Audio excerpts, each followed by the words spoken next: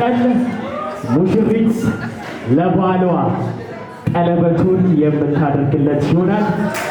ሞራል ያንሰዋል። እንኳን ደስ አላችሁ፣ እንኳን ደስ አለን።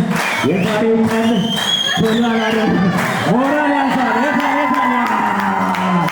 ያንሳል